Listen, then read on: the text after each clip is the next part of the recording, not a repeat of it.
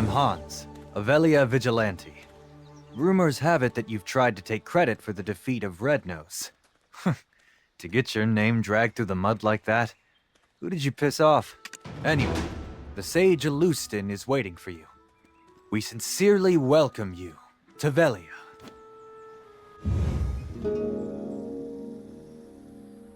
This says that Rednose has been defeated! If that's the case, why the hell's this village still in this state? I heard they're still drafting soldiers. How about you? It's all because of those damn goblins. My love, what would I tell Helen? To think I'd be widowed at my age.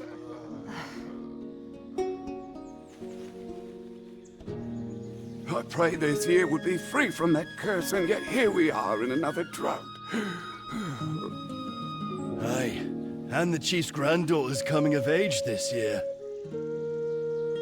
Oh no, whatever shall we do? Gah, what's the meaning of all this? The trade wagon that left yesterday has been raided. Again. Hardell is considering severing ties with us. Goblins again? Ugh. How many guards do we need to stop them? The entire guild will starve at this rate. A wise one, this village is filled with bad spirits. Shouldn't we do something with the chief's granddaughter first? In times like these, we need to stay vigilant from within as well. And to do so...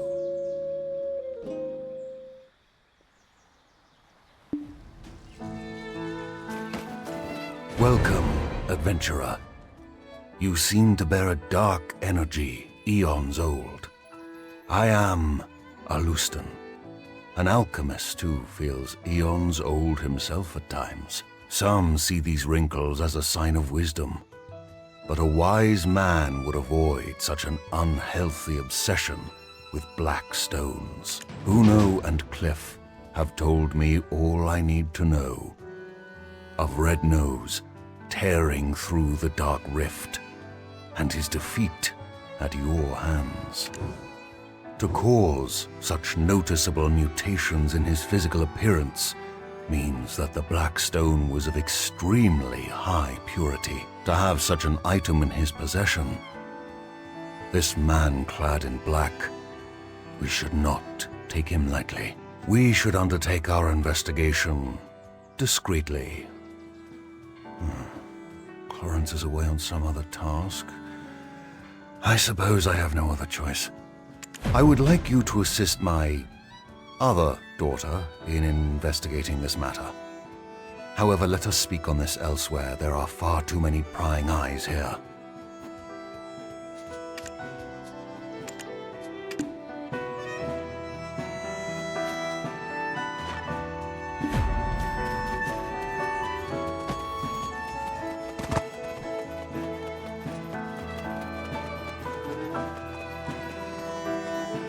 Papa, you've brought someone along? Friends of my father get better deal. They're basically just watered-down versions of Florence's potions anyway. I'm kidding. Please, buy my wares. Eileen, save your sales pitch. I've a task for you. Think you can handle it? What? Another one? But I just finished the last one. Can't Florence just swoop in and save the day?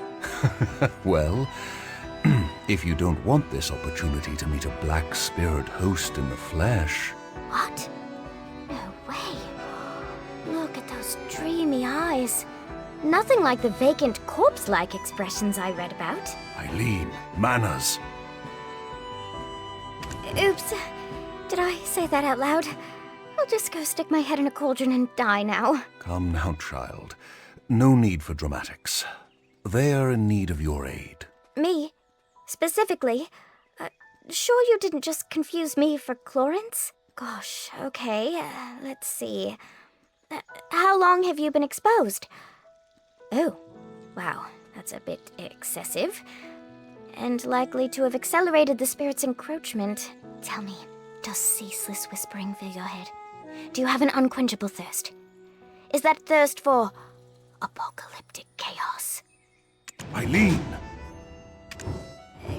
Got it, Papa. I'll can do it. Definitely. Probably. I've received a summons from the Grand Chamberlain Jordine.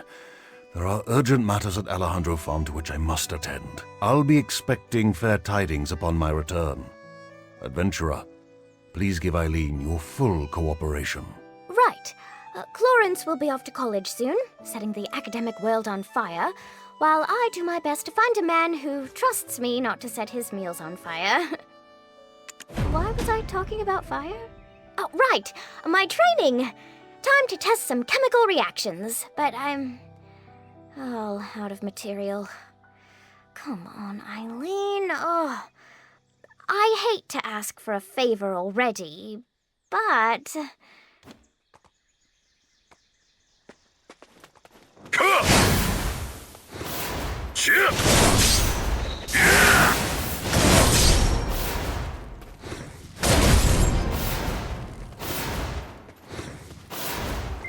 Wow! You gathered so many so quickly? Guess I've got nothing to fear with you around. Though, as soon as we smite one wicked task, another always rears its head. So, I don't see the harm in us taking our time with them. Papa said you needed help, but... what's a couple of hours? Why don't we take a short walk over to the church? See that bell tower over there? Why don't you, go on ahead? I need to touch up my faith, for church.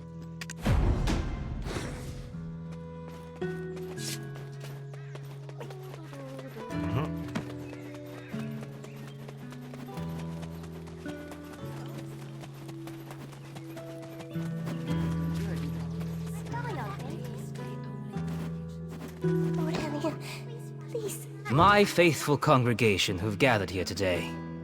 You've likely not ever set foot in the desert, nor heard tale of the Black Desert and the salvation of Elion. There was a time when black stones were thought to be blessed with Elion's might. Sown like so many seeds beneath the sands that span from Calphion to Valencia. These two nations then declared war over these black stones, who watered the great desert with blood until the sand itself could hold no more. From that day it was known by two names. For the countless black stones, Calphionians know the great desert as the Black Desert. But for the countless lives lost, Valencians call it Red. Not so long after, Elion felt pity for us fallen humans, and granted us the sight to see the black stones for what they truly were. Now that Elion has lifted the veil from our eyes, let us cast off the avarice and offer up our worldly possessions to him. I give my heart to you, Lord Hellion. I'm kind to others, as is your guidance. There you are. Not so long after, Shall we sit together? Elion felt pity for us fallen human. Now that Elion has lifted the veil from our eyes, let us cast off the avarice and offer up our worldly possessions to Elion. Shirking your alchemical studies again. I see. No surprises there. What does surprise me is how it's a new man every time. What do they see in you? Hello, I'm Clarence, Eileen's twin sister. Father filled me in. I only came here to confirm my suspicions. Now listen here. The Black Spirit is biding its time, waiting until you're spent and exhausted. And when you show the slightest sign of weakness, you will be under its control in an instant. My advice? Go get some rest. As for my sister, well, it seems she's already lost interest in you. Don't dawdle here listlessly. Go find Chief Igor Bartali. He's known to treat adventurers with the utmost hospitality.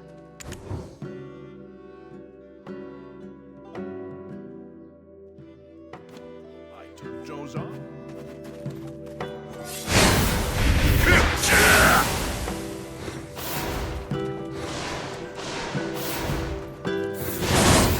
Ah, so you're the one Alustan spoke of. We finally meet. I am Igor Bartali, chief of this village. welcome to Velia. There was a time when I too dreamt of becoming a great adventurer, and I would love to hear of your heroic encounter with Red Nose. But first, I must attend to a small matter requested of me by the Grand Chamberlain. How about you tell your tale over a meal at the Lunar Halo Inn? It's right over there. My wife, Iselin, will treat you to some refreshments. Go on ahead. I'll be right behind you.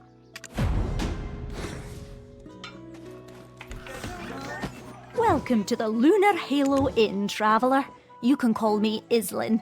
My husband said you'd be dropping by. Rowdy drunkards think getting pot-shotting is an excuse for breaking a dish or two. But I make sure everyone pays for their mistakes. Here's fair warning to you. This is the chef of our inn, David. Talented, aye. But patrons love him because he pays little heed to the cost of ingredients. Those two over there act like brothers once a little ale's in 'em.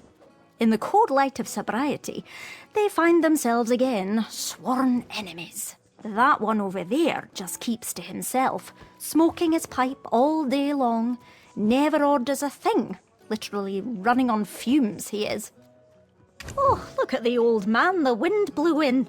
Well, what'll you have? Have a seat and we'll get your order in right away. Toscane special herb juice. You know your stuff. Good, good. Take a seat over there. My husband's probably dying to see you. Where's the joy for these soldiers in Western camp without a tavern? Oh, Iselin is talkative as ever. Sometimes she keeps customers so long that the food goes cold. Finally. I've been looking forward to dining together and hearing the wealth of stories you have to tell. First, tell me of Red Nose. Tell me everything, theatrics and all. Who helped the most in tracking Red Nose down? Ah, I heard of that one. Quite the smart imp he is. I hope to see him in town someday. But however did Red Nose become leader of the imps? As I recall, he was ever so tiny and timid. The black stone given unto Red Nose became one filled with rage. I've no idea what that man is up to. If only I was younger, I'd need just to wave my finger to teach him a lesson. Ah, well. Frustrating though it may be, in times like this, repeat after me. Things are looking up. See? Feels good. Once more. Things are looking up. Your grand journey is still underway, and arduous times are yet to come. Dig deep and shout this out to steel your nerves in those moments. Well now, what's this? You two together? Things are looking up. Things are looking up. Oh, Uno. It has been some time. Where have you been quenching your thirst while your old friend's throat is dry? Me just had a pint at the Dancing Marlin to celebrate our defeat of Red Nose. Cheers! And yet to think a black stone of such high purity brings me back to the days when there were yet hairs on your head.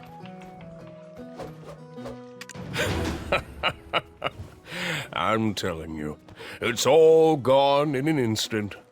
But I, too, am reminded of the tale of the Great Desert. 10 years past now? This is your first time hearing it, right? Listen well, it's quite the tale.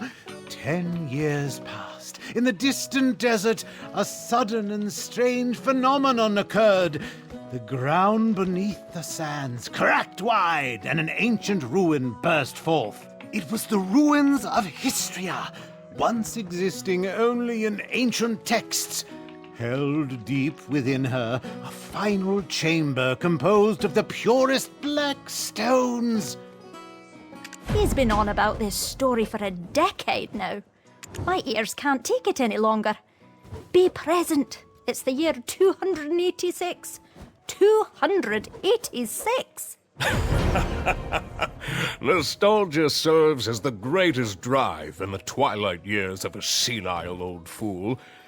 And yet, thanks to what occurred back then, business has never stopped booming. Never thought I'd see the day when Igor the Adventurer was properly domesticated.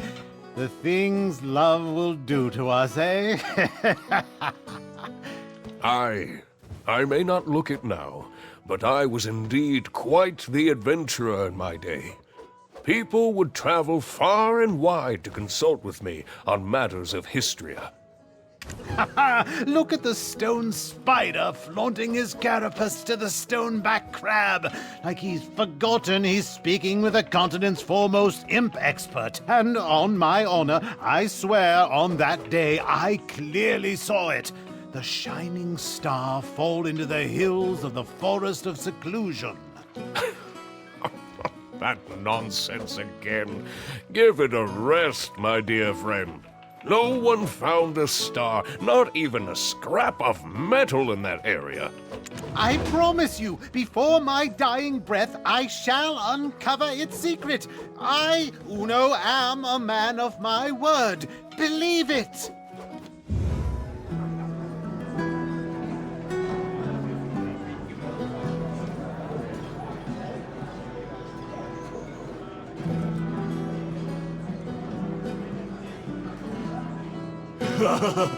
This stuff is great.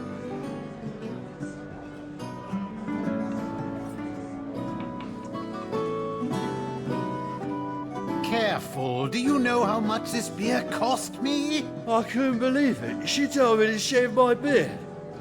Do you know how many years I spent whacking those scarecrows?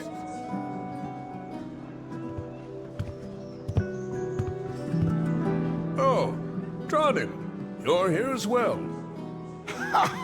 Of course. I have to lay down the hammer sometimes.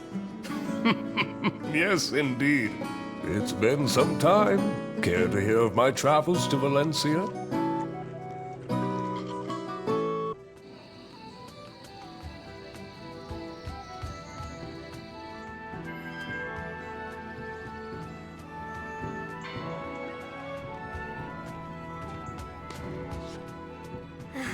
Oh, good. Adventurer, you're awake.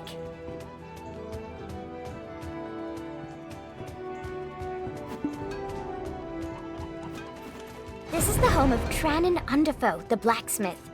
He said you had a pretty rowdy night at the tavern, so he brought you back here. You should go thank him for taking care of you. And maybe apologize for dueling his anvil. Let's be off. We're going to overcome the Black Spirit together. I have a close friend who is going through a similar situation. Her name is Emma. Emma Bartali. Yes, the chief's granddaughter. You could say she's the princess of the town. Ever since she was little, Emma would often have nightmares, but it's grown worse. Now, a dark figure has begun to invade her mind. We're going to pay her a visit. Though, please understand, for anyone so shy, and who suffers as she suffers, a smile would be hard to muster. Oh, poor Emma. She's the only person who's opened their heart to me. I must find a way to rid her of her vile infestation. Nightmares of the Kingdom of Kron often haunt Emma. People do not talk about it, saying it's a curse that befell the family. See, she's a descendant of that house, and they sacrificed the lives of their citizens to an immortal alchemist in return for eternal life. That family, they treat the curse like it's nothing, like it's a normal part of any child's formative years. Nonsense, I say. No wonder she shuns people. I'm counting on you to get close to her heart. Here, have a look at this. 150 years have passed since the fall of the Kingdom of Kron. Yet, House Bartali still remains in the public eye. Grave robbers have once again stolen Noir Bartali III's treasure, a piece of heaven. However, the town has shown no pity. saying that it's a well-deserved punishment.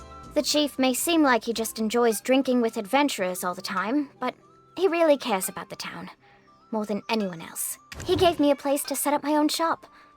And he's serious about restoring the Bartali name. The Bartali family store their ashes in an ossuary north of this town. A place like that, teeming with Kron's secrets, must have some clues. Go ahead and take the path near the church. I'll check in on our dear, hungover Dr. Uno, then join you.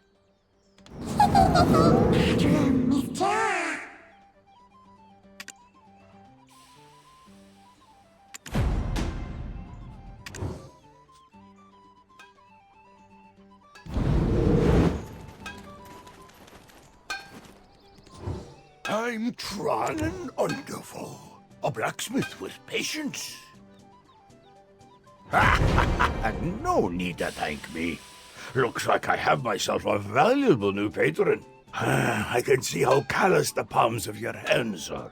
You will certainly be a regular at the forge. From now on, trust your gear to me, a master craftsman. And, by the way, where are you off to with Eileen? Velia? Ossuary? Got peculiar taste, that's for sure. Most tourists would prefer visiting more scenic spots. On your way there, give my regards to my dear friend Richie, if you could. He's not been in his town too long. Think I'm the only friend he has.